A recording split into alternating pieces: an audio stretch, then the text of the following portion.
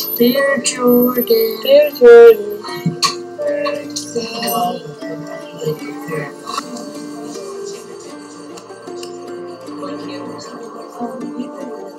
Okay. Here we are. This is Jordan's. Here's Jordan, Emery, Price. There you go. Scratch your eye. Eric called and said Jordan had been born, and he was crying on the phone. There's Jordan. Also there. Starting out very careful.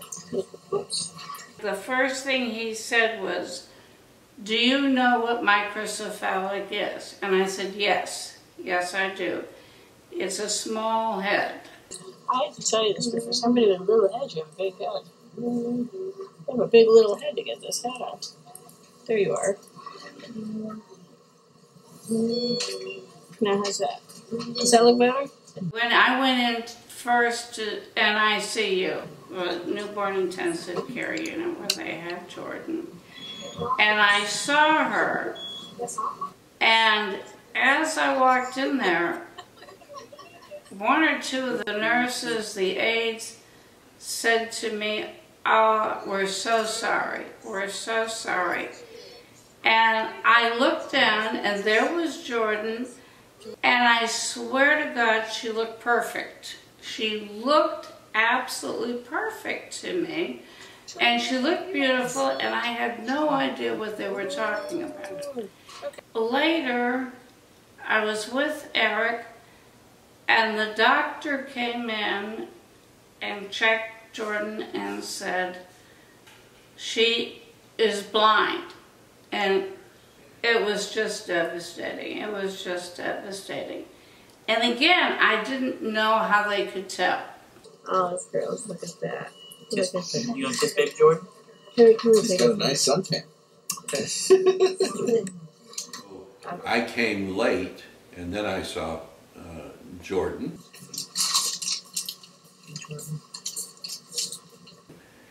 And at that time, I was very sad and concerned about what the future would be for Jordan. Little pink squirrel. She probably didn't need it. There you go. I was there with your mother, and when she was born, and we were standing there waiting, and they came out and said that they thought she was blind. Open eyes for me. You opened eyes for Bubby last night. Yeah, you really did. She really did. You opened Okay, eyes open for your eyes. Bubby. Come on. That's right. And then they came out again, and they thought she could not hear.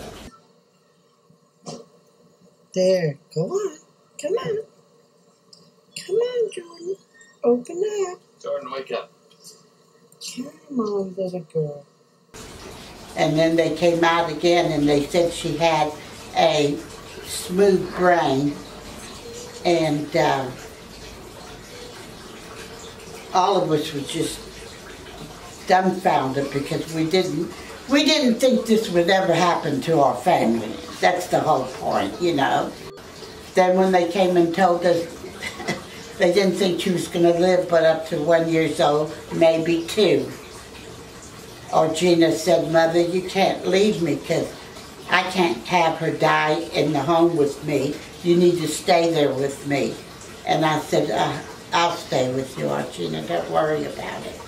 And that's the sad thing when she was born. We just were so sad. Oh, Jordan. Jordan, wake up. She doesn't like the light, but I don't know why it would bother her if she's blind. Well, she has enough, she can see. Shadows. Not shadows, she can see the flash. Well, I was not in Birmingham, I was in Houston, and I got a call from my wife Frances, who relayed it to me. I wasn't sure if the information I got was accurate or not. And I thought, I just need to wait. I need to find out what's really going on because it sounded too difficult to be true, too hard to believe. She wants to come home. You ready for baby Jordan to come home? So as soon as Jordan was born, they did her measurements, and I remember Eric coming up to me saying they're a little concerned about her head size. And I said, well, what does that mean? And he said, well, hopefully it's just a small baby with a small head. But they did the measurements. It was just measuring really small, and they ended up doing a CT scan and an MRI, and they came back with not good news. The small head circumference meant she was microcephalic, and they said that it would probably not be a good outcome. So we had a meeting with the doctors, and we were like, well, what does that mean? They said she'd probably be a vegetable, either a very stiff vegetable where we would have to like pry her legs apart in order to change her diaper, or a very floppy vegetable where she would just, her limbs would just hang. So it got worse. They said she was in the NICU unit. They did say she was able to hear, but she wasn't able to see, and we got really excited. Well, at least she'll be able to hear us. And again, the doctors were not positive. They said, well, she may be able to hear you, but how she interprets that information is a different story because of her brain.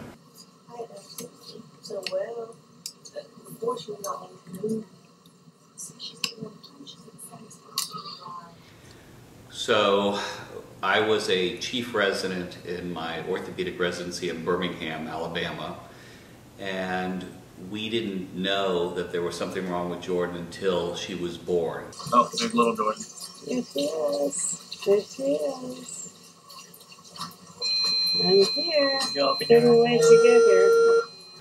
And immediately after she delivered, the pediatricians come in whenever there's a newborn, and they start taking measurements, and they made some measurements of her head.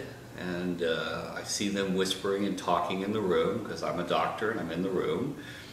And they said that there's something wrong. And at that point was the very first time that we ever knew that anything was wrong. And of course we were very scared.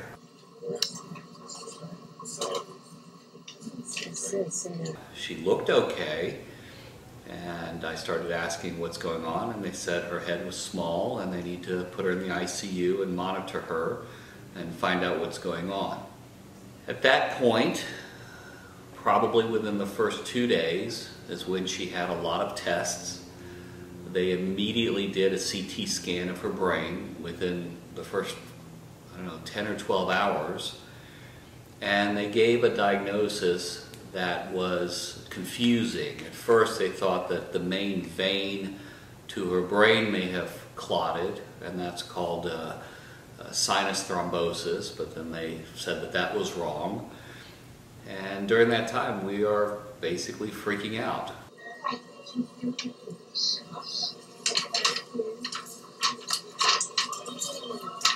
And they talked to us in the ICU. The neonatologist says that the best we have right now is that she has a diagnosis of lissencephaly. And we said, well, what is that? I didn't know what that was, neither did my wife Argina. And the neonatologist is telling us that lissencephaly means smooth brain. So the normal canyons and craters around the sulci, or the brain, didn't form. I go, okay, well, what does that mean? And I said, well, it's a bad diagnosis. Kids with lissencephaly have constant seizures. They don't do very well, and they usually die by age 2. So this is devastating for both Argina and I. A complete sense of no control and what to do. But we saw Jordan, and she was doing okay. She wasn't on oxygen. She wasn't requiring any major support. But it wasn't clear exactly. So That's when they bring in all the other specialists and the doctors over the next few days. But it was devastating. I mean, we didn't have any heads up until she was born, and immediately we were just trying to figure out what was going on. I could have been a contender. Oh. Here she's fishing. Oh, yeah.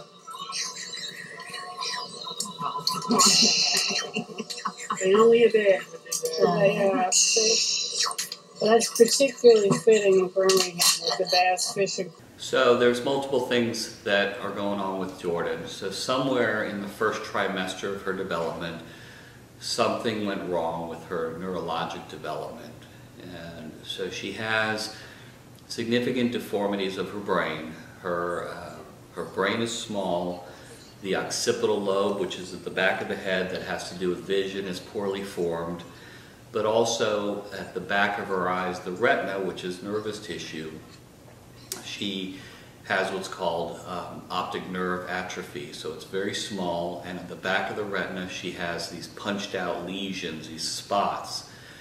And it's actually kind of amazing. We're not even sure how she can see. Everybody that's looked at her wonders how she can see. So the entire optic pathway from her back of her eyes all the way to the back of her brain is altered. But she can see color correctly. She can read. She has to get very close up. And she can see large things. But that's really what's going on. It's a function of the eyes, the brain, and the whole neuro pathway. Yeah, she's definitely soft. Naked baby Jordan.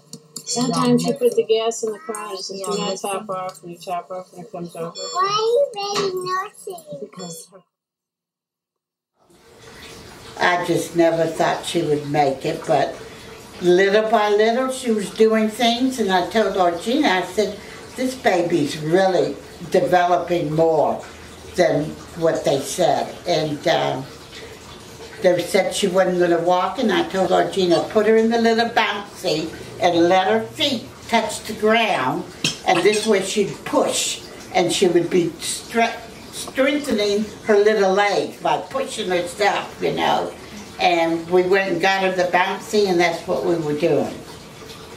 Reasons. First of all, my daughter called me and explained that all these things the doctor said she was supposed to do, she didn't do, or all the things she wasn't going to be able to do, she was doing.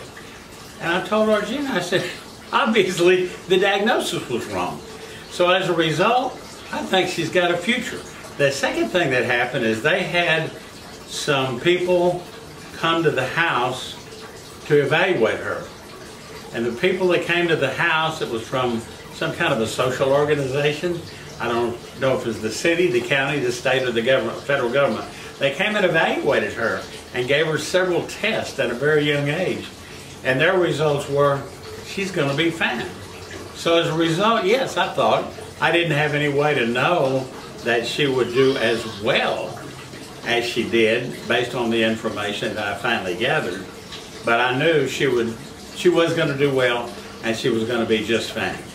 I didn't know exactly what the details, even at that time, were going to be, but I know that I'm certainly no doctor, but I have seen people adapt, shall we say, to situations that are impossible. You see people do things you would never believe they could do. And the human body not only adapts to unusual situations, but it tends to cure itself. It tends to, if you can't see well, then you can hear better. If you can't see well, you can maybe touch and feel better. And as a result, I felt like that she was going to do just fine. And yes, I knew she would do well. I was not really even concerned about that. I was probably more concerned about people who didn't think she was going to do well. As a matter of fact, kind of irritated me to listen to some of the people make the comments they made. Because I said, you know, time cures all ills. Give her a chance. Let's see what happens. Don't discard her with the trash right now. Let's see what the great results are going to be of the adaptation, of the misevaluation, the misdiagnosis, and so on. So yes, I thought she would do very well. And of course, as time went on, she did way better than anybody expected, probably except me. Jordan was amazing from the very beginning. From the very beginning. Hello. Hello. I got your picture. Hello. Look at you, you're sick and you don't feel good. Look at you. Go sit with Daddy. There's Eric. Okay, get the covers. And even to this day, nobody knows how she sees. Even 19 years later, my God, in December it'll be 20 years later, she sees, she talks about seeing stuff, and to this day nobody understands how she could see. And it was just an overwhelming experience. Back then, did I ever think Jordan would be doing all the stuff she does now? No. The doctors gave us terrible, they basically said there were very good institutions for children like this. And we were like, absolutely not. Brought her home, and there was a chance, the doctor said, that she would like choke on her own saliva or drinking, and that she may have to have a feeding tube, and that she might possibly choke on her own fluids and would probably die before age 2. I remember her, when I would feed her, she would kind of coo. And that actually is a milestone. And then when I'd burp her, she'd pull her head back, and that was a milestone. And then I just remember a little thing. She would act like she wanted to flip over, and that was a milestone. So all these things they said she would never do, she was starting to do. She was meeting her milestones. She loves to learn. She's got a really great memory, and she's doing everything the doctor said she would never do. I never thought she'd do as well as she did. It's been fantastic.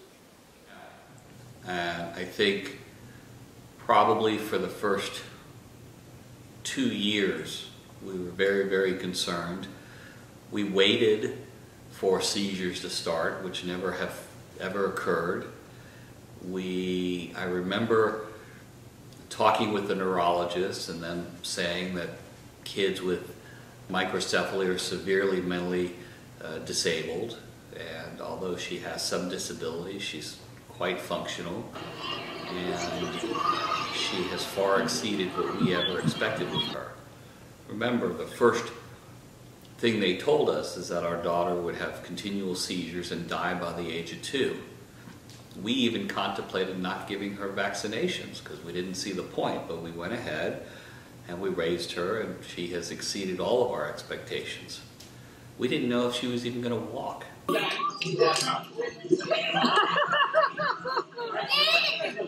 her. Oh my God. She loves this. Or feed herself, or take care of herself. Every single thing that we worried about, she has succeeded. I mean, we weren't sure she was going to wipe her bottom or take care of her own personal hygiene, but she does this and she functions almost normally, except for the vision and some learning disabilities. My favorite memories, plural, of Jordan are all the interesting, unique comments that she made over the years that came from a child who was so young and obviously was so intelligent and had so much on the ball. Words that came out of her mouth I never would have expected. And there's so many memories. Everything she does, everything she could do was so amazing.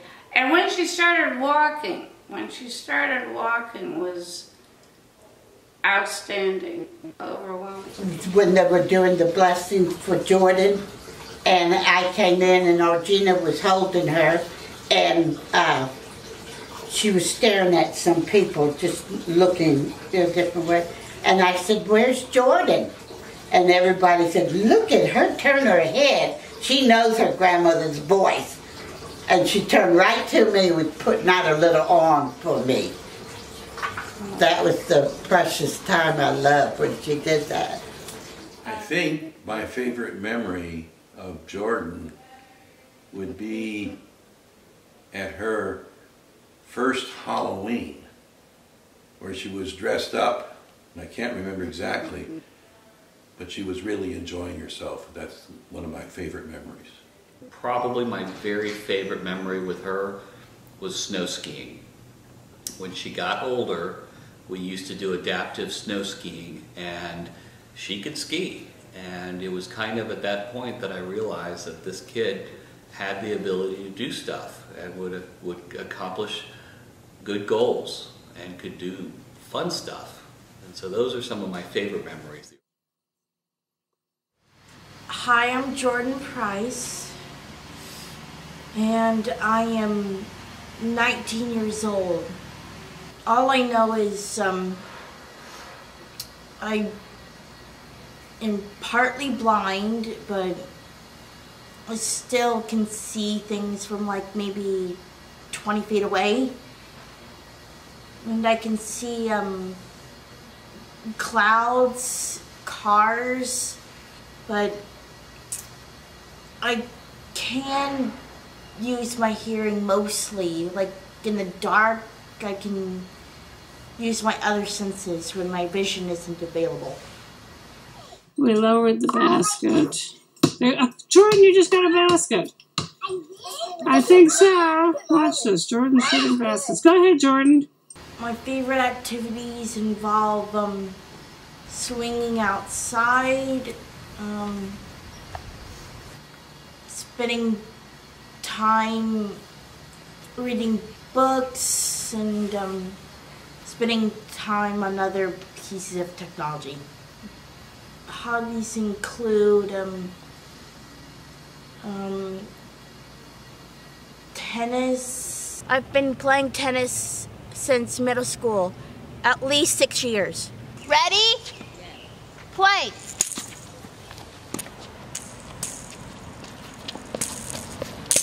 Very good.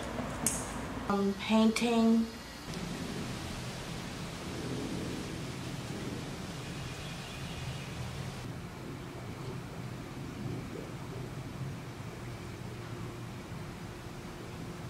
And then this is some of my paintings I've done. This one is a painting of a dolphin and a whale. This one is a painting with a horse.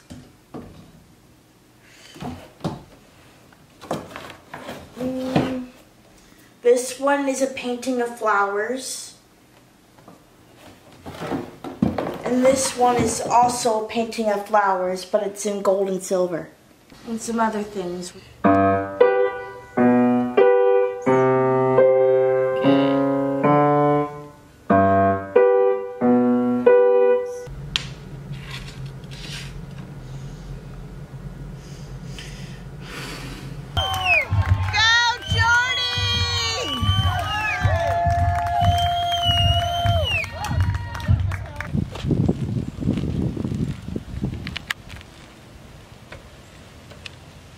Trying to believe that even though it's far, you'll find me Christmas Eve. I guess that Santa's busy, 'cause he's never come around. I think of him when Christmas comes to town. So I think Jordan's future is going to be very fulfilling. She has progressed. We're working on her gaining independence right now. She takes care of her personal hygiene. She feeds herself. We're trying to teach her how to cook, and eventually some type of job, a simple job. Obviously she can't drive, but I suspect at some point we'll have automated cars that will get her one, and she can say, hey, take me here. She'll do a fairly simple job and find some meaning in life. She does like sports. She'll continue tennis. I do think and hope that we'll get her to live independently with our support and find a meaningful life. Right now, she's a very happy, well-adjusted child, and she's actually quite a joy. She's not a very difficult child at all. But I think she'll be with us for a long time, but we are working on independence for her. What do you think about me making this documentary about you? I'm just minding my own business. I'm gonna eat your feet. You're eating the feet? Well, okay. Look at that. What are you doing? What are you doing? What are you doing? Pretty silly. Hold Jordan's hand. There, very nice. Look over here, Jordan. Perfect. Okay. Give Jordan a kiss. Jordan, kiss Marley. Marley, dale un besito. Go on. Kiss Jordan. Oh, that's cute. I missed it. Jordan, look at me. That was good. Wait, cheese. Jordan, are you gonna climb? You ready to do it? Say hi, Jordan. Say hi, Marley. Hi. Oh my God. That's Marley. Last time. Here she goes. Now I'm recording movie. Okay, there goes Jordan. Very good.